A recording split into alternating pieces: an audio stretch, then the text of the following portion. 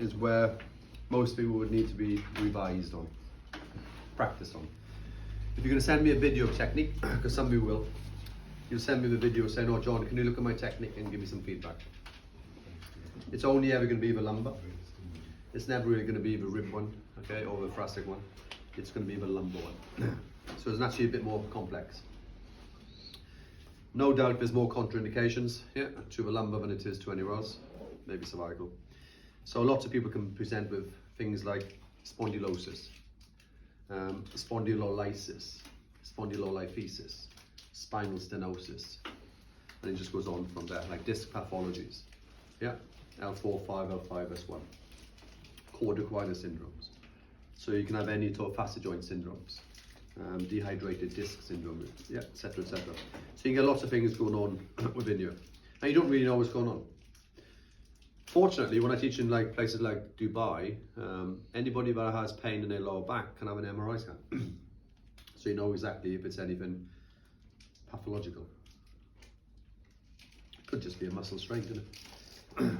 So when we are trying to cavitate, then we can do like a motion testing to start with, but like the pivots and palms. The patient lays on the side, and I can use the hip and knee as a lever, and I can flex the pelvis into posterior, anterior, palpating L5, S1, and you can see exactly where it's restricted. When you are trying to cavitate, excuse me, then the thrust is not going to be a rotation thrust. It's going to be more of a side bending thrust. God, that sweet got stuck. Just a... So the patient's side lying, and there's 3 things I'll teach you, which I'd like you to remember when we get there. There's no point me mentioning it yet, because you'll forget. So when we get into the position, so when you send me a video, sometimes I say to you, you didn't remember the 3 things, did you? And they go, what 3 things? I go, exactly. You didn't remember. All right, so if you remember the 3 things, you probably wouldn't have sent me the video in the first place. All right, so, but I'll show you when we get there. And if you remember them, it will, it's almost like a yes most of the time compared to a no in terms of the cavitation and the manipulation. Let me show you first, and then should we start? Should we try you? The lumbar? Yep. Or should we try? I'll try you after. Okay. Let's try Hardy. Hardy, come try you. Let's try a bigger guy. Let's go on the lower couch. Any problems in your back, Ali? I should know about you. Okay. You okay? If you lay on your side towards me, couch better to be lower. Hello. Let's use a bolster. Okay, like that. Yeah. So if your patient's side lying, if he's heavier, because he is, you can use one leg to palpate if you wanted to. So what that means is, if you look at how I do this, I'm going to bring you a little bit to me. So use the knee and the hip, and you do this motion. This motion is flexing and extending the lumbar, okay? So you can palpate through clothes if you want to. In terms of palpation levels, the PSIS is in line with what of the sacrum? What level? 5 and 4. So PSIS, so the posterior superior iliac spine is in line with S2. The iliac crest is in line with L4. Yeah. So if you find the crest and go across, you know you're going to be roughly L4. And if you found the PSIS and go down, then you know you're going to be roughly S2. So if you found S2 and go above, you're close to S1. And if you found L4 and go below, you know you're on L5, yes? Give or take. Even surgeons do that. So when they're watching, I watch many surgery where the spine, being cut. And they literally put a marker pen with a line. And I'm saying, well, if your anatomy's not quite right. And he said, well, I've done it quite a few times. I said, well, and he said like sarcastically, he said, well, either the patient has a big scar or we have a little scar. Right? Depending on how good I am on anatomy. I go, fair enough. So if you see a patient with a big scar, You think, oh, maybe the surgeon was not so good as a patient with a little scar. All right, so and that's true. Yeah, it's almost like a truth because they don't use anything technical.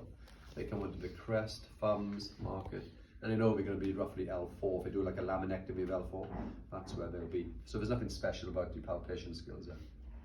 So from there, if you come on, right, there you go, it's the spine. Come to the lower spine. So the first one you feel moving is what we call the LS. So the lumbosacral junction in here. Okay, so you can feel L5 on S1. Okay, not so bad actually. And then you can come a little higher from there. So you can use that as a lever to encourage flexion and extension from there. Okay, that actually moves quite well. From there.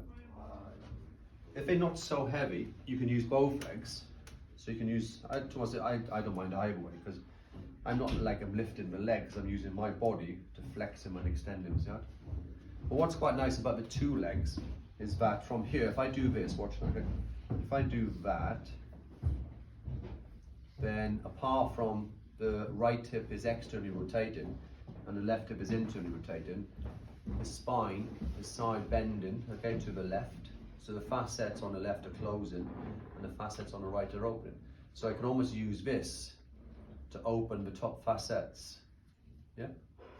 So I can use this as a pre-treatment to initiate opening. And if I want to open the bottom ones, look at my legs or his legs, I bring his legs the other way, okay? So I can mobilize him this way. Then I can then go into flexion and extension. Flexion maybe to opens it. So I can use all these techniques just to initiate an assessment. But remember, as I'm assessing, I'm also treating. So that works quite nicely, yeah, from there. Now, if we want to, let's say we want to mobilize or cavitate the lumbar, try this to start with. Place the foot in the crease of the knee. Some books will say different. Some books will say L5, like here, and then you can work up depending on what level. I don't tend to worry about it too much. My set technique is the foot stays in the crease of the knee for the majority, and you'll see why in a second. The lower leg is a little bit in flexion. Why? Because it initiates flexion from below to the lower lumbar. Osteopaths will learn the lower leg you can extend if you want to, you can flex, but again, I normally have it in a bit of flexion here. And that's the bottom bit done. The top bit, the hand onto the hip, you get it? Now, from this bit outside, everybody wants to stop it. Everybody wants to help. My hand comes onto his upper arm. Depending on what level you want to treat. So let's say you want the lower lumbar. Let's say you want L5, S1. I'm going to slowly pull, let me do it, pull him into flexion, rotation, down. There's a pretty little click there, just there. You okay there? Yeah. So this is the setting up from above to the L5. If it's L4 or L3 or L2, you don't rotate him so far, okay? But you palpate with your finger at the level and you slowly pull to rotate him down to the level. From this position, his hand now is onto his wrist. There's a few things to think of in this one, okay? This is known as the lumbar roll. Nickname is $64 million. okay, the $1 million roll. So you can imagine how much money the osteos and the chiropractors earn from this one technique. And if you see the osteopath, they'll probably do it most of the time. Yes, and chiropractors most of the time. They're just doing it a slightly different way. From this position, now this hand goes through the space. Comes through here. Now, we come on to the lumbar. This is where the three things come in. Even though we've done all this so far, this is where the three things I'd like you to remember. So technique number one, from this position, we roll the patient. We roll as if they're going to fall. All right, so we roll them as if they're going to fall off the couch. Okay, then? Yeah. So we roll them from there. My thumb here is feeling. This is doing. As I'm rolling, okay, I'm starting to initiate a load into the top of that glute area. But be careful on pressure because they won't like it if you stick your elbows in. Okay, they won't like it. So start to use number 2, which is get your body weight up and over, and start to use your momentum and body weight to go through. Okay, so I'm not using my forearm, I'm using my body weight to go through the arms, yeah? Pressure okay, Ali? Yeah. This is a lovely little mobilization technique. It's a lovely mold, okay? Now, so from this position, if you decide to cavitate, or at least try, but there's a good spring of his L5 in here. So I can show you on Ali, and afterwards I can show you somebody else, okay? Yeah. So the body weight, if you're going to thrust, try not to, and it's natural now to use a side bending through the femur when it is from here to do rotation. Can you see the awkwardness of rotation for me here to do rotation? So the facet joint is orientated in such a way you do a side bend thrust. So you come over and the thrust is more side bend towards the femur. So that's number 3. The first 2 are the most important. So roll as if you're going to fall. My patient would never be there this long. So roll as if you're going to fall, body weight up, up and over, and start to initiate a side bending mobilization. So this is close to being a 3-4 mob, and it is a borderline thrust there. Okay. Now, if I'm going to do a thrust, it almost looks exactly the same. Let me just perform a thrust here, so I can just show you the technique. Take a small breath in. Whether it cavitates or not, I'm not convinced in this one. I'll breathe out. Okay, so from there, so the thrust will be body weight over, and the thrust is more thrust down through. Okay, so from there, lock, lock, lock, thrust through. Let's just try the other side. Yeah. I'm not convinced of it. I knew some of you will go. You just lost a £2 coin. Thank you. That was my tip. Now I'm going to show you something, slight variation in this one. So exactly the same, but one small component different. So in fact, I'm going to do 2 things. So instead of doing L5, I'm going to go to higher, like L3, 4. Okay, so I'm going to go a little higher in the spine. So I'm going to rotate him less to that area. But what I'm going to do now is exactly the same, but I'm going to use, you can't see him round, I'm going to use my knee on his knee to roll him. There you go. Okay, and it just went click as I rolled him. You okay? Okay, so can you see I'm using my knee to roll him over? And can you see I can use my knee to mobilize? This looks really funny on my video. It's better from here. It's a good job we're all professionals, isn't it? Okay, so you can use the knee if you want to, or you can use the hand on the knee, look, and mobilize coming through there. And that's a good starting point to initiate mobilizing for the lumbar spine.